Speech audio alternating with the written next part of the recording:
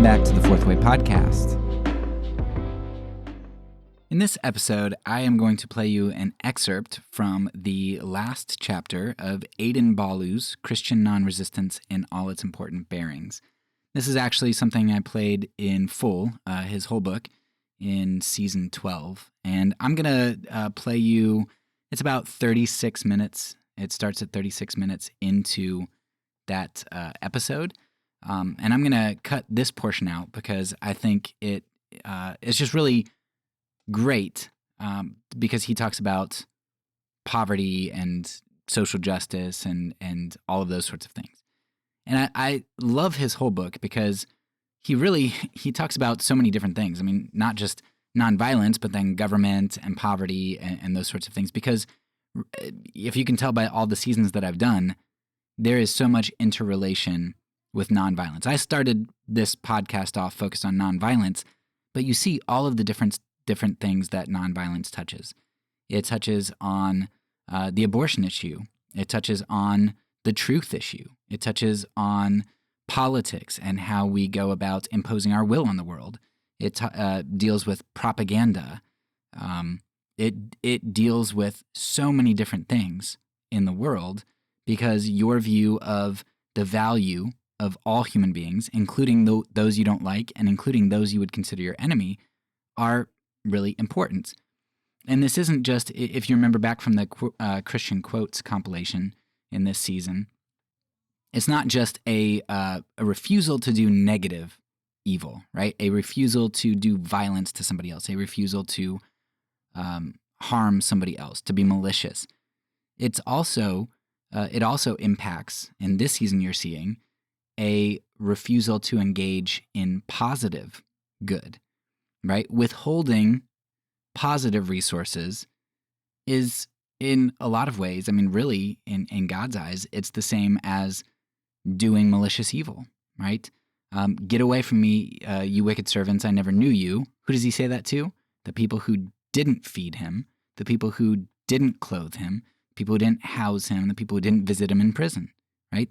He's not saying the ones who nailed me to the tree, the ones who whipped my back.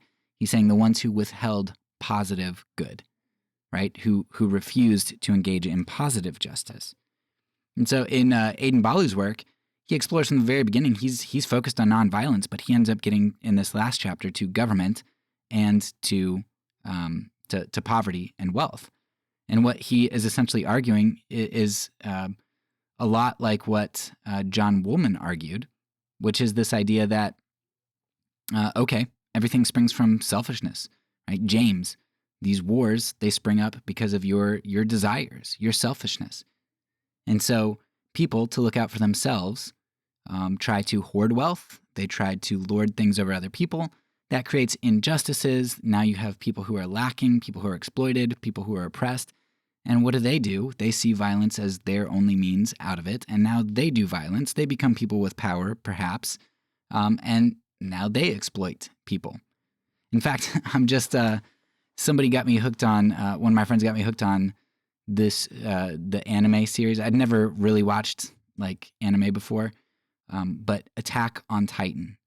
Man, it is, you have to give it 15 episodes until you really get hooked, but because it's kind of weird at the beginning. But this show explores not so much the poverty theme as much, although there is some of that, but just this cyclical violence, this selfishness, self-focus, the demonizing of enemies. Man, it's got so many deep themes that are really good. I'm just thinking about that right now. So Adin Ballou, anyway, he says something that Dwight D. Eisenhower essentially said later, which is, Eisenhower saying, hey, if we just, a bomber is worth, 10 schools, whatever it is, right? An aircraft carrier, we could pay off the national, a bunch of the national debt, at least at that time. He doesn't say all those things specifically, but that's the vein of what he's saying. He's saying we are making a decision by choosing violence and by choosing our army. We are choosing not only to do negative evil to other people, we are also foregoing positive good that we could do in our society. You let the poor slip through the cracks. You let injustice prevail. All those kinds of things. And so Ballou here uncovers that. He's like, hey, look, you complain. You say, we need all this violence because all this evil exists. He says, if you take a look at a lot of the evil, it's evil of our own creation. It's evil birthed out of injustice and oppression. And sure, that's still evil, right? That evil still needs to be judged. People are responsible for their decisions. But the godly thing, the right thing, and in fact, the pragmatic thing, the smart thing to do, because God created a world to work in line with the good, is I need to eat my selfishness, and I need to say, okay, it's going to cost me something because we live in a screwed up world, but I am going to start by doing the good thing and by sacrificing and loving and giving. So anyway, maybe you won't agree with Ballou here, right? With any of it. Maybe you won't agree with parts of it, but I think he's a great voice to listen to. I would go back and read his whole work because this is just a small snippet of his whole case. And I'd also listen, especially if you're a Christian, listen to all of the voices that we have talked about this season. I mean, there's just a natural logic to it. Like, we know, right? We know about the injustice of poverty. Like, most of the time it comes from injustice. And even if you see people who are screw-ups, who are lazy, who are alcoholics, and you can blame that poverty on them, why are they the way that they are? Of course, personal decisions, right? Everybody makes decisions and they're responsible for that. But what preceded that? Did they have an abusive parent? Did they have an alcoholic father? Okay, why were they like that? Now, of course, sometimes it's just pure individual choice and selfishness of those individuals, but a lot of times it's a whole lot more complex than that. And there are factors of injustice that lead people into those types of lives. And so even if we're looking at an individual right now, who knows what happened in that family's history, and chances are that there is injustice there. So listen to Ballou. Listen to the early church fathers, listen to John Woolman, listen to conscience, and listen to just reason and apparent reality. And then ask God to prod your conscience and reflect on what that means for your life. So here it is, an excerpt from Adin Ballou's Christian Non-Resistance and All Its Important Bearings, chapter 7, I believe. If here and there a disorderly individual broke over the bounds of decency, the whole force of renovated public sentiment would surround and press in upon him like the waters of the ocean, and slight, uninjurious force would prevent personal outrage in the most extreme cases. And every day, the causes of such extreme cases would be undergoing the process of annihilation. Meantime, England and the other great nations, between whom and ourselves there is such a frequent and increasing familiarity of intercourse, would vie with ours, not which should have the strongest army and navy and be able to do the most mischief, but which should lead off in the glorious work of reforming, improving, and blessing the human race. Patriotism would then no longer strut in regimentals, recount its ruffian exploits, and provoke quarrels with fellow men for the crime of having been born over sea, or on the other side of a mountain or river. It would glory in superior justice, forbearance, meekness, forgiveness, charity. O glorious heirs, I see thee coming to smile on my country and the world. Thou art advancing in silent majesty on the remote verge of this blue horizon. Clouds of dust intervene between thee and the uncouth present. They conceal these from the gaze of the boisterous and bustling multitude. The prophets even can but dimly discern thy beautiful outline, but thou art drawing nearer. Angels are thy heralds. The morning stars are singing together in the train, and the sons of God shout for joy. In due time the heavens shall kiss the earth in thy presence, and the earth shall be restored to the bliss of heaven. View of present order of things and remedies. But we must turn back from this vision and listen again to the scoffs of skepticism, the growls of frowning bigotry, and the jargon of Babylon the Great. We must hear those who make the sword, the gibbet, and the dungeon their gods, denounce the doctrines of mercy, and extol the efficacy of cruelty. The world is full of criminals, say they, horrid criminals, ravening like wolves for the prey. And it is presumption to think of trusting to love, mercy, forbearance, and injurious restraints. The wicked must be slain. The unprincipled must be threatened with destruction. The lawless must be held at bay by the terrors of the halter and the cell. Mankind are too depraved to be held and treated as brethren. This is the language of our professedly wise and upright men, in what are falsely supposed to be the first ranks of society. But it is the language of men who need to be born again before they can enter into the kingdom of God. Pharisees and Sadducees, haughty religionists and moralists, who know not their own hearts, nor what manner of spirit they are of. They look not into the cause of crime. They feel not for their fellow creatures, who are born and have lived under the worst possible circumstances.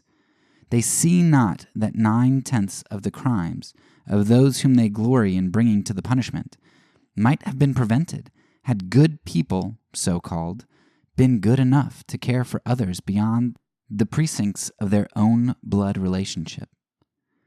They themselves are great sinners and need great mercy, yet they have little compassion on their fellow sinners of a lower grade.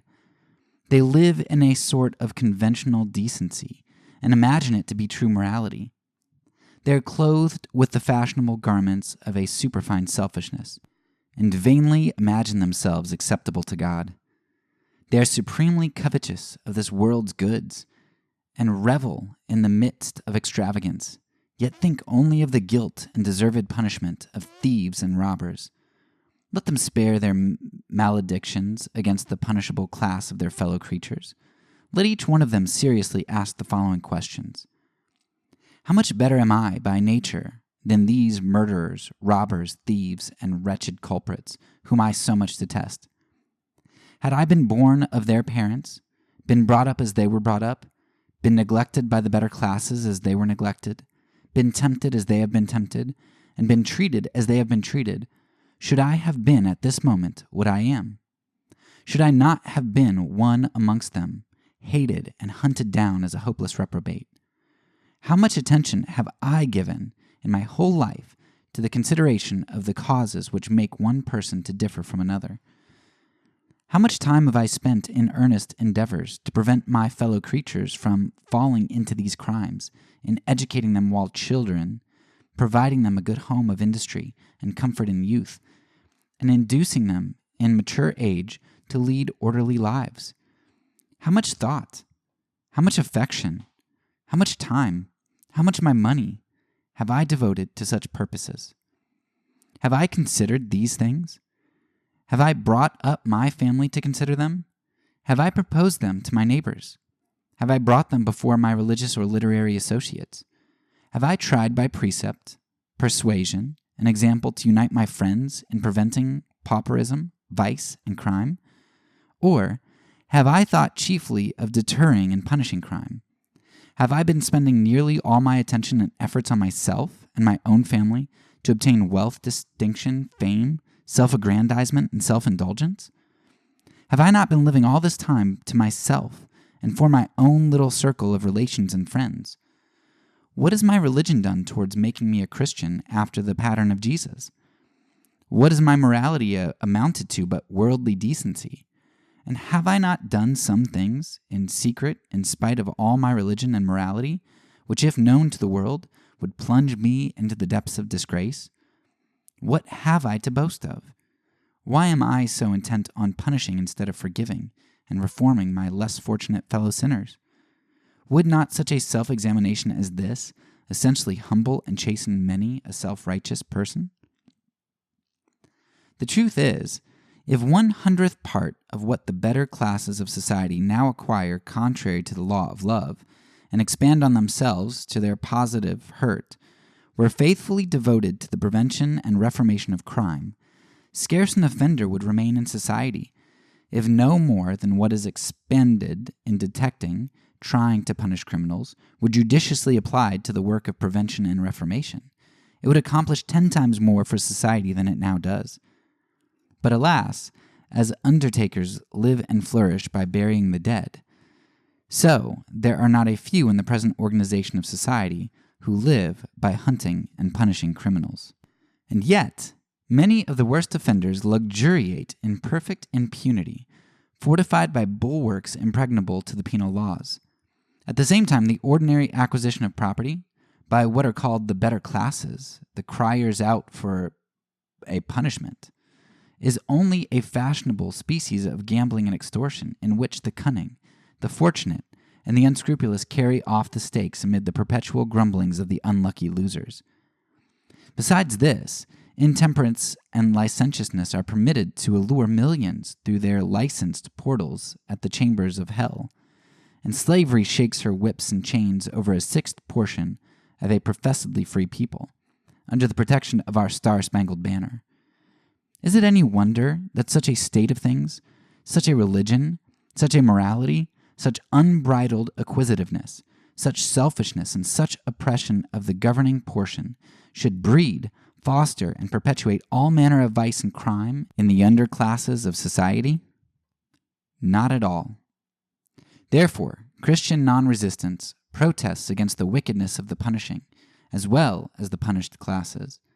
It proposes and insists on a radical reform. And when this reform shall have gone forward to a certain point, a government untainted by military power or penal injury will be both practicable and certain. To show that such a government is possible, I will now present a clear, discriminating, irrefutable extract from M. Guizot, Prime Minister of France. Extract from Guizot's letter. Is it not forming a gross and degrading idea of government to suppose that it resides chiefly in the force which it exercises to make itself obeyed in its coercive elements? Let us quit religion for a moment and turn to civil government. Trace with me, I beseech you, the simple march of circumstances. Society exists. Something is to be done no matter what, in its name and for its interest. A law has to be executed, some measure to be adopted, a judgment to be pronounced. Now, certainly, there is a proper method of supplying these social wants. There is a proper law to make, a proper measure to adopt, a proper judgment to pronounce.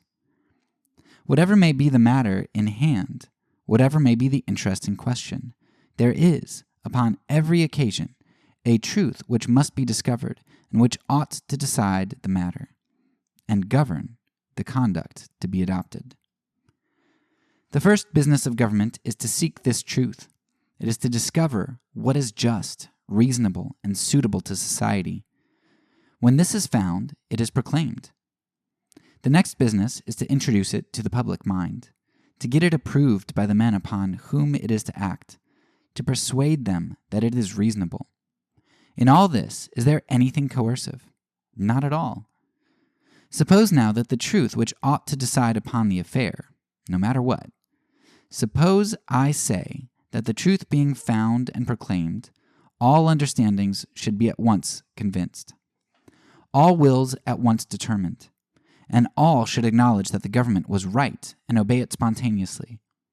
There's nothing yet of compulsion, no occasion for the employment of force.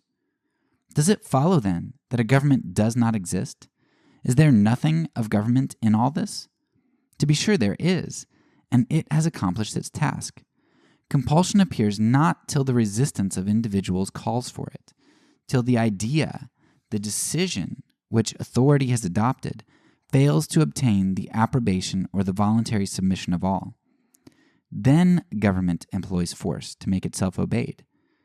This is a necessary consequence of human imperfection, an imperfection which resides as well in power as in society. There is no way of entirely avoiding this.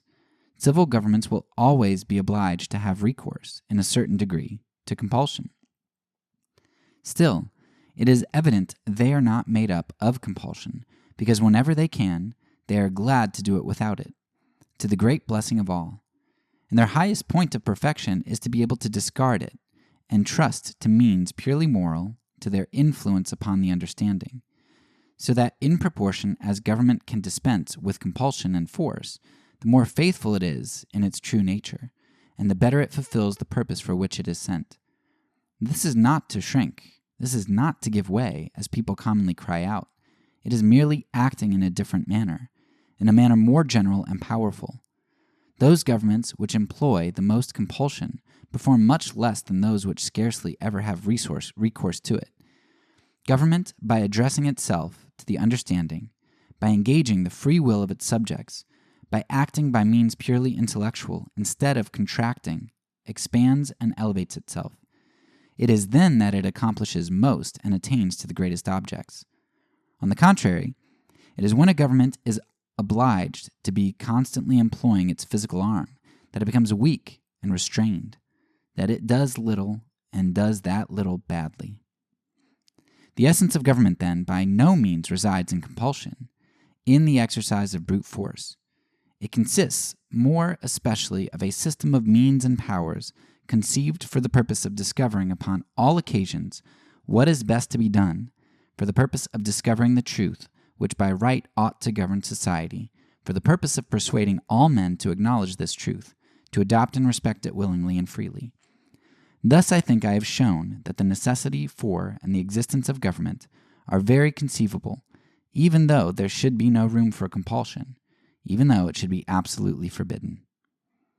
From the History of Civilization in Europe, Lecture 5. Conclusion. Is this satisfactory? Is this conclusive? It ought to be so.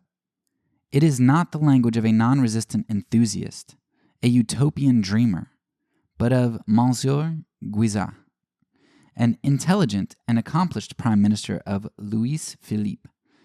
Let the arrogant condemners of this idea of a pure Christian government resolve the matter and consider whether their skepticism arises out of knowledge or ignorance.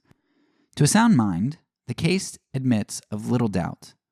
The great prerequisites to this establishment of such a government has already been pointed out. It is religious, moral, and intellectual reform among the people, superinducing in them a more Christian faith, a more Christian conscience, a more enlightened intellect, and a purer morality. This noble work non-resistance espouses, and will unfalteringly prosecute, is to its blessed consummation. To carry it forward, the faithful will lay aside pecuniary, political, military, and all worldly ambition, every weight that encumbers, and press forward to the mark for the prize of the high calling in Jesus Christ, despising the cross and enduring the shame, till they enter into his glory and partake of the true majesty of this kingdom. He is King of kings, the Lord of lords, and the kingdoms of this world shall at length become his in righteousness and peace. I've thought it gentle and ungentle hour, of many an act and giant shape of power, of bruised rights and flourishing bad men, and virtue wasting heavenwards from a den, brute force and fury and the devilish drouth, of the fool cannon's ever gaping mouth, and the bride widowing sword and the harsh bray, the sneering trumpet sends across the fray, and all which blights the people thinning star, the selfishness invokes, the horsed war. Panting along with many a bloody mane, I've thought of all this pride and all this pain, and all the insolent plenitudes of power, and I declare by this most quiet hour, that power itself has not one half the might of gentleness. 'Tis want to all true wealth.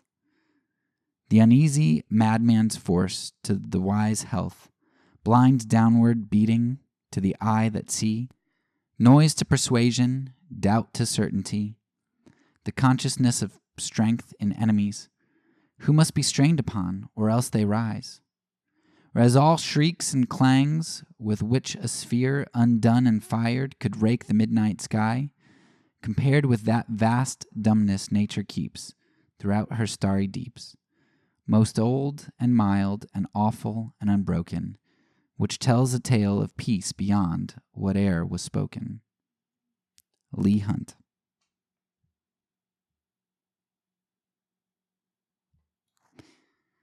All right. So a number of things that I want to pull out here from the final chapter of Ballou's work. First, something that if you've listened to this podcast for a while, you've heard me mention it a number of times. But Ballou, I think, points out really well at both the beginning and the end. At the first part, Ballou points out that he's basically saying that a big part of this nonviolence aspect is not just not killing people, not just this negative justice, right? Avoiding negative justice, but it's really the doing of positive justice. So in the beginning, he points out a lot of how greed and self-interest are problems in government and really cause a lot of the violence. And then at the end, he gets into it quite a bit deeper, and he's like, look, I mean, people in society, do you ever consider why 90% of the quote bad people are bad? Like, why do they make the decisions they make? And what have you really done? Like, have you really done your positive justice Christian duty? Have you really reached out to them? In the beginning of his work of this chapter, he's talking about government officials, not driving better not cars, but buggies, not drinking expensive liquids and having these feasts and things. He's like, look, government officials, they set themselves up as this other class that enjoys all these things while their constituency, a portion of them, suffers. He's like, that's wicked. That's not Christian. And then at the end, he's like, okay, so there are people who do bad things, but why do many of them do the bad things that they do? It's probably because they were raised a particular way by bad, negligent parents.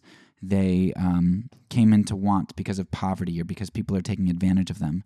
And in large part because we're not doing our positive justice as individuals, as Christians, but then the government's not doing positive justice because what is the government spending its money on? By and large, warfare. And you see this also in, Dwight Eisenhower had this famous speech where he says, every bomber airplane is like 10 schools, whatever he says. His point is, look, a decision to spend money on military is a decision to not do positive justice. And that's a double whammy for a Christian, because not only are we not doing positive justice, but then what we are spending our money on is either self-interest or negative justice, right? We're going and we're killing people through warfare. So it's a double whammy for Christians, which Ballou points out. And we have talked throughout the seasons how it's interesting for me personally. I came to nonviolence through a dissonance that was created by my exposure to working with the poor. And working with the poor, I realized I am not like Jesus. Jesus was radical. And when I realized that Jesus was radical and my life was not, in regards to positive justice and poverty, if I'm really supposed to give to the beggar, maybe I really am supposed to forgive my enemies. Maybe I really am supposed to love them too. Maybe I am supposed to do good to them. Maybe I am supposed to turn the other cheek. All those things but come into view. And most of us aren't going to go and fight in a war or have dealings with violence face to face. But we do get opportunities, with more frequency at least, to come face to face with those in need, with the poor. And I think seeing the poor, working with the poor, coming in contact with that experience is a gateway for accepting Jesus. And it makes sense. I mean, like, look at his Beatitudes and the way that he talks about the poor and the outcast. Theirs is the kingdom of heaven. And when you come in contact with those people, you come in contact with the kingdom of heaven, and you get the choice to either take it or leave it. Do I really want to be in the kingdom of heaven because the kingdom of heaven is such as these. Do I want to be in with a bunch of poor people and kids if that's what the kingdom of heaven is like? Am I willing to humble myself and accept that? So it's really not surprising to me that kind of at the culmination of Ballou's book, poverty and positive justice are a part of it. So sure, his book is about why we shouldn't participate in negative justice, but a huge, huge aspect of that is going to be, because the Christian kingdom provides an alternative. We are a kingdom that does positive justice. And when we do positive justice, we have less of a felt need for negative justice, because it not only is it just better and it's the way that God created it to work, but also, like, don't you think it's a little bit more efficient to do positive justice? It might be hard at first to forgive a murderer. Maybe you think that he's going to go out and murder somebody else, and maybe he will.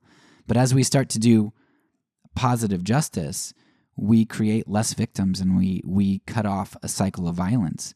And that might involve us eating the cost at first, initially, and having to deal with that. But long term, it's more effective too, because we build people up.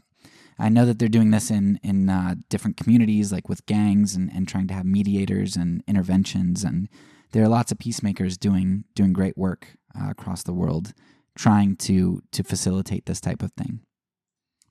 Another thing that stood out in this section was it reminded me of when we talked about our individual self-defense. What would you do if somebody comes into your home to harm you?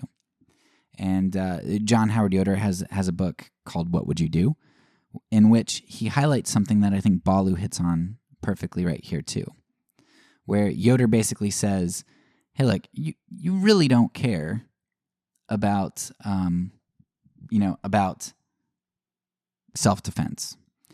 Because, and I'll use a more modern war because Yoder uses the Vietnam War since that's what he's writing in. But he's like, look, when your military goes over and kills a bunch of civilians, which that's what our military does. Like, they kill a lot of civilians, not saying on purpose, but it happens, right? Yoder's like, you're not really fighting for them. You say, well, that's just kind of collateral damage. It happens in warfare. That's just kind of reality. And but we've got to do it because that's the right thing. We got to go to war with this country. And Yoder's like, you don't care about self-defense. You don't care about those other people who are dying at the hands of aggression. The reason you want to maintain self-defense is because you want defense for your family, like for your things. You want to protect your things. And really, Yoder boils it down to being self-defense is largely about self-interest. Sure, we don't want our family to die. Get that. But we're okay with the Afghani collateral damage. We're okay with the Vietnamese collateral damage. But if doing the right thing means not killing somebody else or attacking somebody else, including an aggressor, we're not okay with our family being collateral damage for doing the right thing. And that's a big simplification.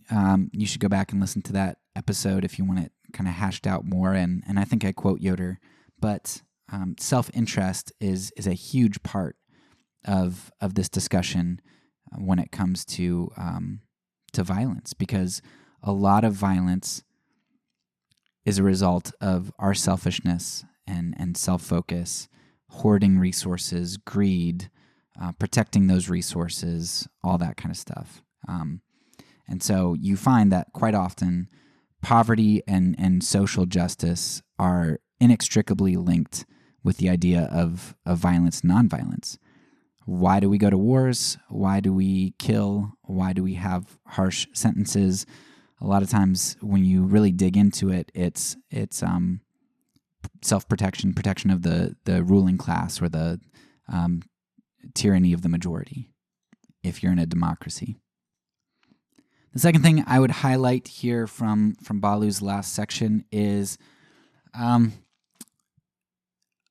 think he hits the nail on the head because for government, a lot of people have a really big issue with this idea of not voting. Like, well, what do you expect? Like, he's a commander-in-chief, not a pastor-in-chief. We can't expect our government to be perfect.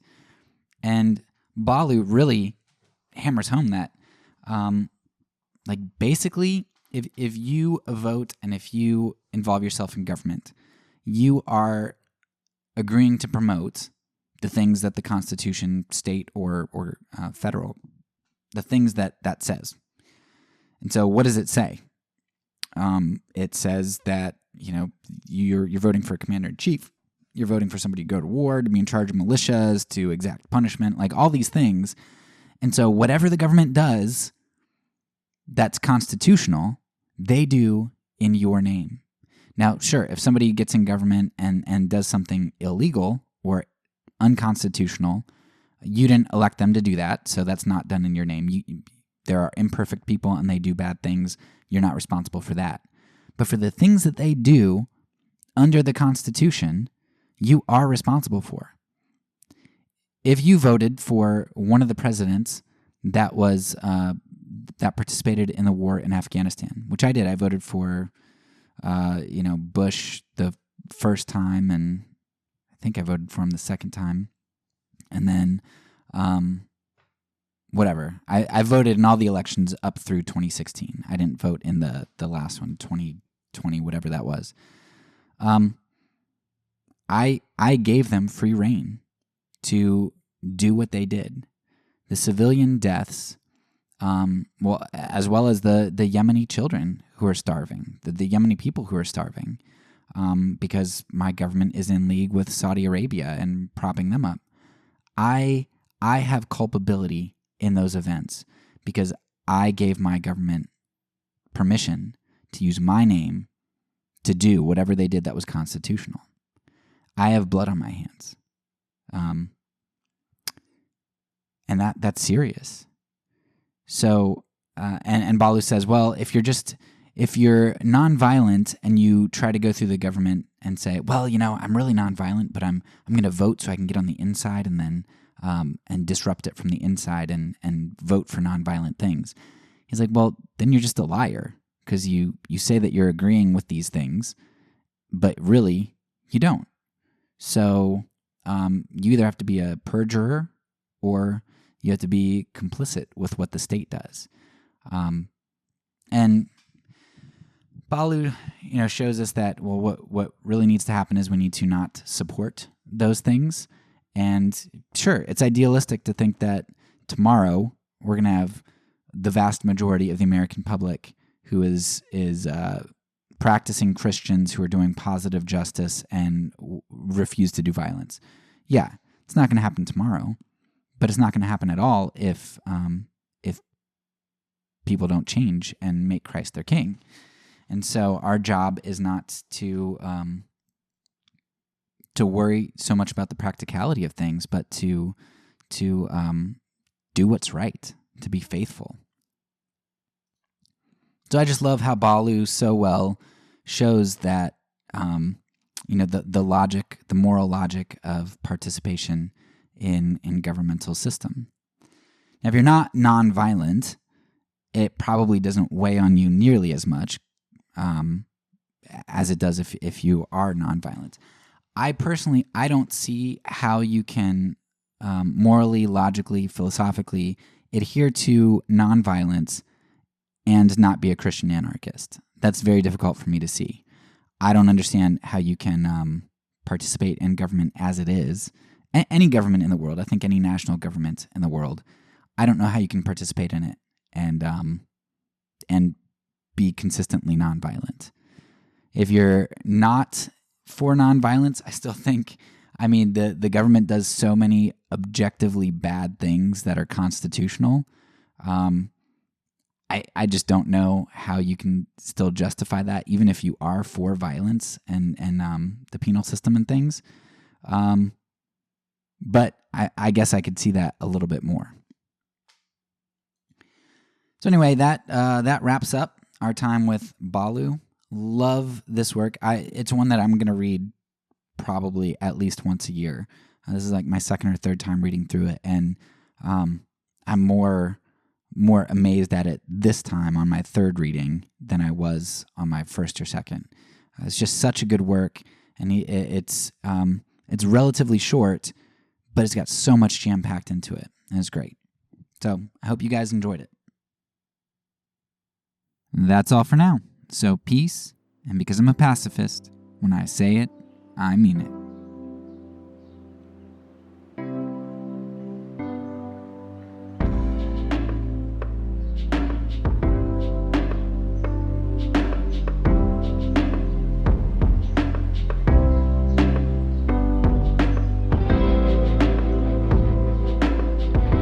This podcast is a part of the Kingdom Outpost Network.